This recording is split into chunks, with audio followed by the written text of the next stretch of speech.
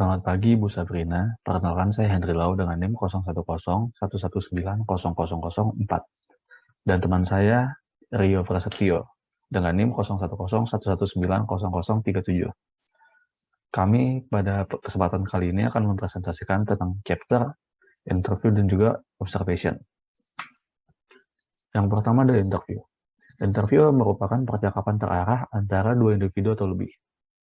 Interview juga adalah salah satu cara atau metode pengumpulan data yang datanya merupakan data primer, yaitu data yang didapatkan langsung dari sumbernya. Terdapat dua tipe dari wawancara. Yang pertama adalah wawancara tidak terstruktur dan juga wawancara semi terstruktur. Wawancara tidak terstruktur adalah pewawancara tidak memasuki setting wawancara dengan urutan pertanyaan yang direncanakan untuk ditanyakan kepada responden. Peneliti atau pewawancara hanya menanyakan daftar topik saja. Contohnya pada wawancara informal di mana responden dapat menanggapi dengan kata-kata mereka sendiri. Lalu yang kedua adalah wawancara semi terstruktur. Wawancara ini dilakukan ketika diketahui sejak awal informasi yang dibutuhkan itu apa saja sih. Dan isi wawancara terstruktur sudah disiapkan terlebih dahulu. Biasanya terdiri dari ada 3. Yang pertama adalah perkenalan wawancara, lalu tujuannya, dan juga meminta izin untuk melakukan perekaman selama wawancara. Yang kedua adalah satu set topik. Satu set topik biasanya dimulai dari pertanyaan pemanasan yang masih bersifat luas, lalu selanjutnya adalah pertanyaan utama yang mencakup dengan tujuan wawancaranya. Yang ketiga adalah saran ketika seorang pewawancara ingin menyelidiki pertanyaan lebih dalam atau mungkin kurang jelas dengan jawaban dari responden, yaitu dengan cara mengulang sambil berkata, maka yang saya dengar dari yang kamu katakan adalah demikian. Adalah apa? Diulangi lagi. Lalu berikutnya adalah tips wawancara. Terdapat 5 tips untuk melakukan wawancara. Yang pertama adalah informasi yang dihasilkan saat wawancara harus sebebas mungkin dari bias, karena bias bisa mengacu pada ketidakakuratan. Yang kedua adalah mendengar dengan penuh perhatian kepada responden. Perhatikan karena terkadang responden tidak bisa memahami pertanyaan dan ragu untuk mengklasifikasikannya. Sehingga kalau memang terlihat dari gerak-gerak responden dia kurang mengerti, kita bisa memastikan dan menanyakannya ulang. Yang ketiga adalah memperhatikan jawaban bahwa memang kadang jawaban bias itu dapat terjadi ketika mereka tidak menyadari pentingnya peran responden dalam wawancara ini, sehingga mereka tidak mengeluarkan pendapat asli dari mereka. Mereka hanya menjawab dengan jawaban yang mungkin mereka pikir itu diharapkan oleh pewawancaranya. Yang keempat itu perhatikan tempat mewawancara, karena terkadang responden tidak merasa cukup nyaman saat diwawancara dalam lingkungan pekerjaan. Yang terakhir adalah pewawancara dapat mengurangi bias dengan tidak mendistorsi atau memalsukan informasi yang diterima, dan dengan tidak mempengaruhi tanggapan subjek. Berikut adalah cara meminimalisir bias. Yang pertama, kita harus membangun kredibilitas dan motivasi individu untuk menanggapi. Proyeksi profesionalisme, antusiasme, dan kepercayaan diri penting bagi pewawancara. Namun demi responden memberikan jawab yang jujur dan informatif, peneliti harus membuat responden nyaman dan memastikan tujuan dan kerahasiaan sumber tanggapan. Sehingga responden merasa aman dan pada saat merespon dia tidak akan bias. Lalu ada questioning teknik untuk melakukan pertanyaan. Yang pertama adalah funneling. Funneling ini yaitu bisa dideskripsikan dengan mengajukan pertanyaan dari yang luas hingga yang lebih terfokus hingga menjadi lebih kecil. Lalu yang kedua adalah unbiased question. Ya, kita tidak boleh menanyakan pertanyaan yang bias, yang menimbulkan bias. Yang ketiga adalah clarifying issue. Jika jika tanggapan dari responden kita kurang mengerti, kita bisa menanyakannya lagi untuk memastikan. Yang keempat, helping the respondent to think through issues, yaitu membantu mengarahkan responden jika mereka tidak bisa menjawab dan terlihat gimmicknya atau mereka bilang menjawab dengan saya tidak tahu. Nah, pewawancara harus mengajukan pertanyaan yang lebih sederhana atau mengulanginya lagi. Yang terakhir ada recording the interview and or taking notes. Wawancara dapat direkam jika responden tidak keberatan, namun jawaban responden cenderung akan menjadi bias karena mereka sadar mereka telah direkam dan keanonimitasnya mereka kurang dipertahankan secara penuh. Jika memang wawancara tidak dapat izin untuk direkam, lebih baik saat wawancara langsung dicatat, langsung melakukan catatan agar tidak lupa. Lalu ada dua jenis interview. Interview biasanya bisa dilakukan dengan beberapa cara. Namun ini adalah dua cara yang umum, yaitu face to face atau langsung, dan yang kedua adalah melalui telepon. Wawancara yang melalui telepon ini paling cocok ketika informasi yang diperlukan berasal dari jumlah besar responden yang tersebar luas di wilayah geografis yang sangat luas, sehingga informasi dapat dikumpulkan dengan lebih cepat. Ini adalah keuntungan dan kerugian dari jenis-jenis interview yang tadi sudah disebutkan. Untuk yang face to face atau tatap muka ada 6 keuntungan. Yang pertama adalah membangun hubungan dan motivasi responden. Yang kedua dapat mengklasifikasi pertanyaannya. Lalu yang ketiga membaca isyarat nonverbal secara nyata. Yang keempat menggunakan alat bantu visual dalam klasifikasi poin-poin. Yang kelima diperolehnya data yang kaya karena lebih banyak tanggapannya.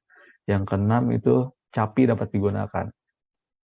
Namun tentunya ada kerugian, yaitu membutuhkan waktu pribadi, lalu tingginya biaya jika berada di garis wilayah yang jauh. Lalu responden juga akan khawatir terkait kerahasiaan informasi yang diberikan. Dan yang terakhir adalah dapat memperlihatkan biasnya pewawancara.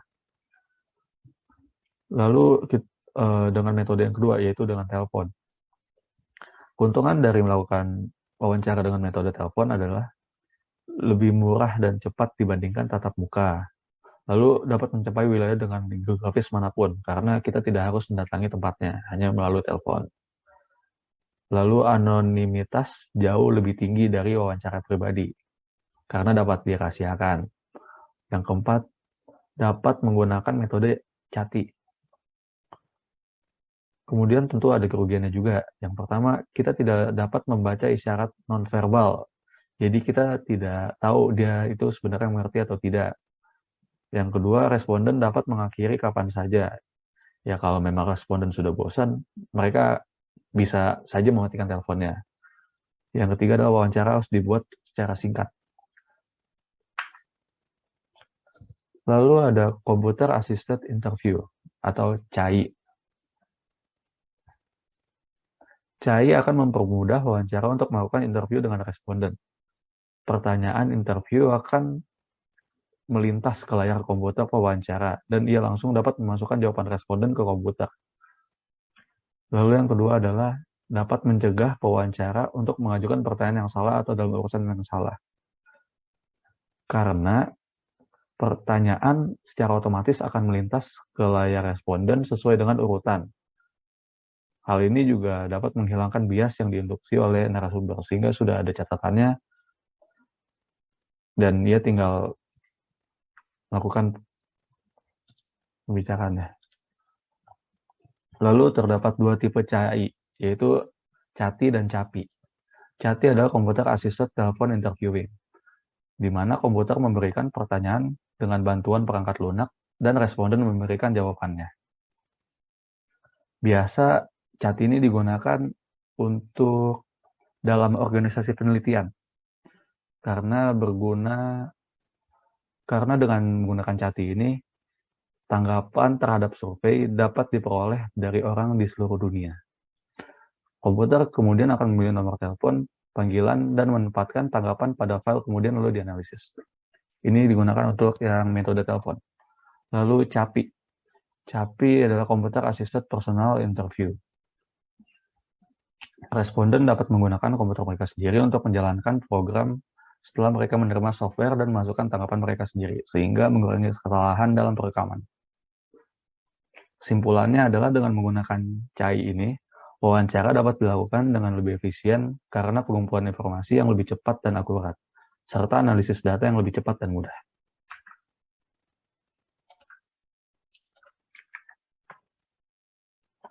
Lalu ada grup interview. Grup interview ini adalah wawancara yang dilakukan oleh secara kelompok. Karena wawancara memang kebanyakan individu, namun ternyata wawancara ini bisa juga dilakukan secara berkelompok. Yang pertama itu ada focus group. Focus group biasanya terdiri dari 8 hingga 10 anggota dengan moderator yang memimpin diskusi tentang topik tertentu.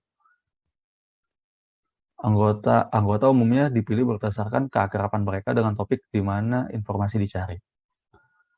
Nah, dalam fokus group ini terdapat moderator. Ini adalah beberapa role atau peranan dari moderator. Yang pertama adalah memperkenalkan topik, mengamati dan juga mencatat diskusi, lalu mengarahkan kelompok persuasif untuk mendapatkan semua informasi yang relevan. Yang keempat adalah membantu anggota untuk melewati atau melalui kebuntuan. Dan yang terakhir adalah memastikan semua anggota berpartisipasi dalam diskusi dan tidak ada anggota yang mendominasi di kelompok itu. Lalu data yang didapatkan dari fokus group ini biasanya bersifat kualitatif. Karena data yang didapatkan dari fokus group ini tidak akan bisa bersifat kuantitatif. Dari pengambilan data melalui fokus group ini akan terjadi yang namanya efek bola salju, di mana dari yang sedikit, namun jika digabungkan dengan beberapa pendapat akan menjadi sebuah bola salju yang besar, yang banyak. Lalu ada video conferencing. Metode ini biasa dilakukan untuk mengumpulkan informasi dari berbagai kelompok di lokasi yang cukup jauh, sehingga pakai video. Tujuan dari grup fokus ini sebenarnya ada 3, yaitu studi eksplorasi, lalu membuat generalisasi berdasarkan informasi yang dihasilkan, dan juga melakukan survei sampel.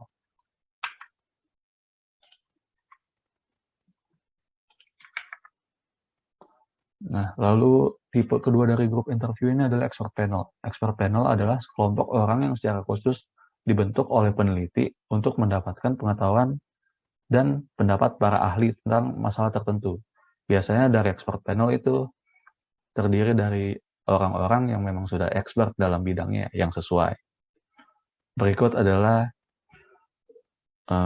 presentasi untuk chapter interview. Selanjutnya, chapter observation akan dilanjutkan oleh teman saya, Rio. Selanjutnya, saya Rio Prasetyo dengan NIM 0101111937 akan menjelaskan chapter observation. Observasi ini adalah suatu cara di mana berfungsi untuk mengumpulkan data mengenai tindakan maupun juga perilaku. Umumnya peneliti tertarik mengenai perilaku dari target penelitian, bagaimana mereka dalam melakukan kegiatan, serta apakah terdapat dampak kepada target peneliti apabila terdapat suatu hal yang baru dijalankan. Selanjutnya, observasi dibedakan dari cirinya menjadi 4 elemen, yaitu yang pertama, control versus uncontrolled observational studies. Umumnya, observasi dilakukan secara alami atau tidak terkontrol, di mana observasi ini dilakukan dengan tanpa ada niat untuk mengkontaminasi suatu situasi. Sehingga peneliti melakukan penelitian mereka dengan hanya memperhatikan kejadian serta secara nyata tanpa ada campur tangan dari para peneliti. Keuntungan dari observasi ini adalah hasil penelitian yang didapatkan lebih bersifat natural dan juga nyata. Namun juga ada kekurangannya, yaitu keadaan alami yang begitu kompleks sehingga pada akhirnya peneliti kesulitan untuk mencari tahu mengenai tindakan atau perilaku serta penyebab terjadinya suatu hal tersebut.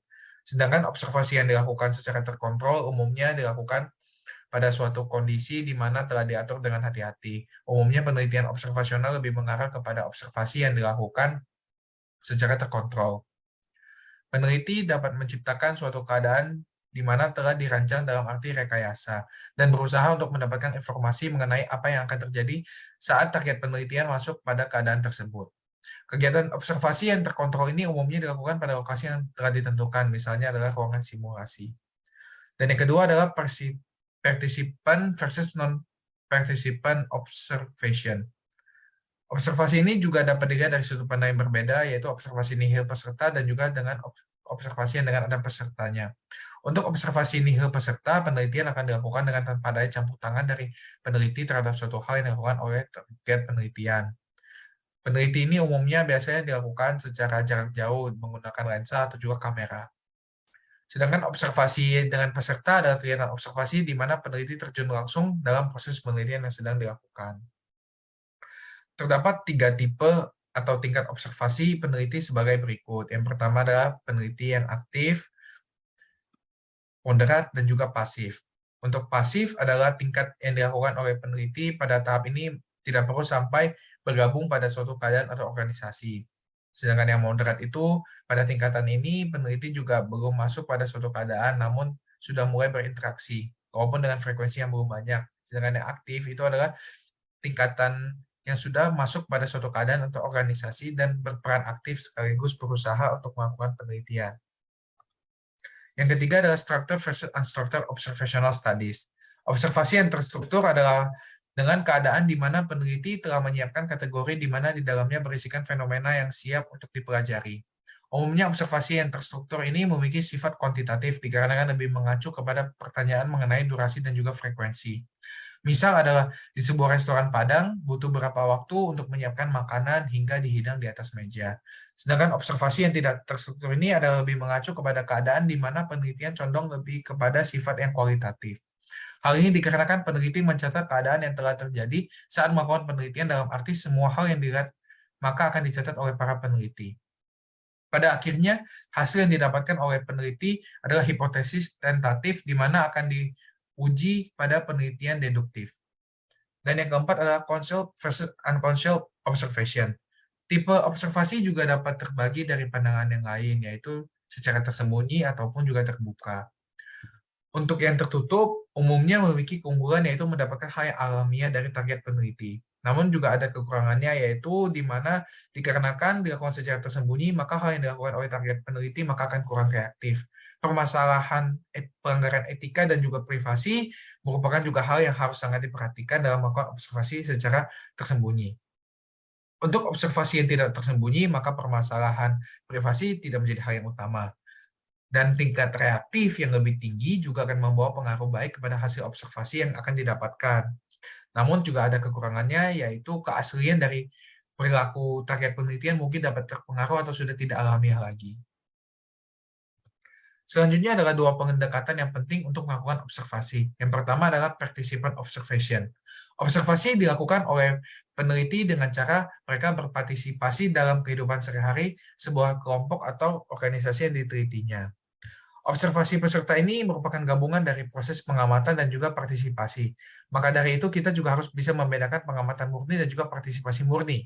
Pengamatan murni adalah peneliti akan berusaha untuk menghilangkan dirinya dari tindakan atau perilaku yang diamatinya. Atau peneliti ini tidak terlibat secara langsung dalam tindakan perilaku kelompok tersebut. Sedangkan partisipasi murni adalah peneliti akan menjadi sangat terlibat dengan kelompok yang ditelitinya. Dengan pengamatan peserta ini, maka dibutuhkan partisipasi penuh oleh peneliti, sehingga akan adanya keintiman yang erat dan juga dengan subjek. Namun dengan partisipasi penuh ini, kerugiannya adalah kebebasan bergerak akan terbatasi, di luar perannya dan bisa saja perspektif penelitian menjadi bisa memudar.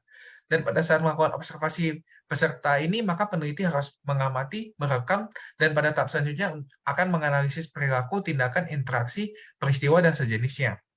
Melakukan observasi ini harus mendapatkan izin. Dan setelah mendapatkan izin, maka peneliti bisa dan harus menjadi anggota yang diterima dalam kelompok yang akan ditelitinya. Aspek penting dari pengamatan itu yaitu membangun raport. Raport itu sendiri adalah hubungan yang melibatkan hubungan saling percaya dengan kelompok yang ditelitinya. Bisa dengan menunjukkan rasa saling hormat, jujur, dan juga menunjukkan komitmen. Dengan hubungan yang dimiliki baik, maka anggota dari kelompok yang diteliti tersebut akan merasa aman untuk memberikan informasi kepada peneliti. Selanjutnya ada 3 proses pengamatan. Yang pertama adalah pengamatan deskriptif, yaitu dalam pengamatan deskriptif, peneliti memiliki pemikiran yang terbuka untuk semua hal yang akan terjadi. Yang kedua adalah observasi terfokus, yaitu observasi terfokus menekankan kepada pengamatan yang biasa juga dilakukan dalam wawancara, dan peneliti akan memfokuskan penelitiannya pada jenis tertentu seperti emosi, tindakan, perasaan yang muncul. Dan yang ketiga adalah pengamatan selektif, pengamatan yang di mana peneliti akan fokus kepada jenis tindakan, kegiatan, atau peristiwa akan mencari keteraturan di dalamnya. Metode yang paling penting untuk mengumpulkan data dalam observasi peserta ini yaitu menuliskan catatan lapangan. Yang kedua adalah structured observation. Pengamatan terstruktur difokuskan pada alam. Hal tersebut dikarenakan terlihatnya selektif pada fenomena yang telah ditentukan. Fokus pengamatan terstruktur ini yaitu hasil pengamatan terfragmentasi menjadi potongan kecil dan informasi akan dikelola seperti perilaku, tindakan, dan lainnya. Tingkat struktur dalam pengamatan terstruktur itu ada 2. Yang pertama adalah pengamatan yang sangat terstruktur. Dalam tingkat ini, peneliti mungkin akan menentukan kategori observasi dengan cara yang mungkin tepat dan juga saling eksklusif. Sedangkan yang kedua adalah semi pengamatan terstruktur. Dan dalam tingkat ini, peneliti akan memulai rencana terperinci mengenai apa yang akan diamati dan bagaimana, tetapi kumpulan datanya kadang masih kurang sistematis. Pengamatan terstruktur ini dapat digunakan untuk dihasilkan data numerik untuk menguji hipotesis penelitian, dan juga akan menggunakan skema pengkodean. Di mana hal yang menjadi harus pertimbangan dalam membangun skema pengkodean itu yang pertama adalah fokus. Di mana menggunakan skema pengkodean harus sudah jelas dan memahami apa yang harus diamati. Selanjutnya adalah objektif, yaitu skema pengkodean ini harus memerlukan sedikit kesimpulan atau interpretasi dari peneliti. Dan yang ketiga adalah kemudahan penggunaan, yaitu yang baik adalah yang mudah digunakan. Dan yang keempat adalah mutually exclusive dan kolektif lengkap.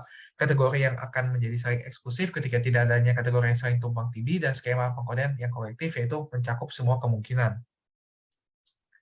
Sedangkan cara peneliti dalam membuat kode peristiwa ada 3. Yang pertama, simple checklist yang memberikan informasi tentang seberapa sering peristiwa tertentu telah terjadi.